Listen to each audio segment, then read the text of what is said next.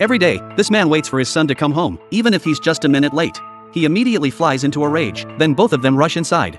Locking every window tight, they even secure the front door firmly, only after ensuring safety. Does the family dare to sit down for dinner? The reason for their extreme caution is simply to survive in this post-apocalyptic world, because once night falls, terrifying monsters appear. But just as they prepare to rest, a sudden thud came from outside the door. The boy froze in terror. Jack, hearing the noise, rushed over immediately. He braced his body firmly against the door. Only after confirming no further movement outside did they lower their guard. Little did they know the monster had already entered the next room, targeting the younger son fast asleep. But when the monster reached out, it found the gap was 0.1 millimeters too wide to devour the boy.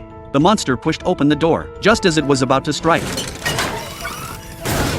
Pete suddenly flipped the switch. He hadn't been asleep at all. His plan was to lure the monster into the trap. But when dawn broke, Jack discovered the door was covered in claw marks, rendering it unusable. So Jack sent his two sons to gather wood, while he stayed behind to repair the house. Yet as soon as they entered the forest, Ron declared he'd go to the neighboring village instead, leaving his younger brother Pete behind. Little did he know Ron wasn't searching for wood. He was heading to meet his girlfriend, Alice. The long-separated pair talked for hours, and soon Ron forgot all about Pete. By the time he realized, it was already too late. As dusk fell, the monster's hour approached. Ron hurried homeward, only to stumble and fall off a cliff. Meanwhile, Pete noticed Ron hadn't returned. He assumed Ron had gone home. But when he got home and didn't see Pete, Jack immediately realized Ron was lost. So he entered the woods to search. Just then, Ron awoke at the bottom of the ravine to climb back up the cliff. He kept searching for an exit. Hours later, Jack found Ron, but now it was late, so they decided to rest there for the night. Suddenly, the sand beneath their feet collapsed, revealing a monster about to emerge from the earth. Jack quickly lit the dynamite and shoved it into the monster's mouth. When Jack was brought home,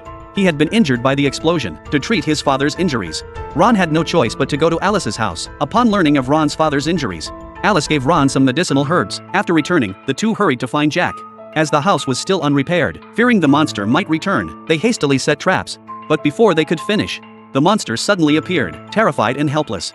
They watched as the children faced mortal danger. Dragging his weakened body outside, Jack lured all the monsters into the room and detonated the bombs he had prepared. In the end, Jack perished along with all the monsters, sacrificing his life to ensure the children's safety.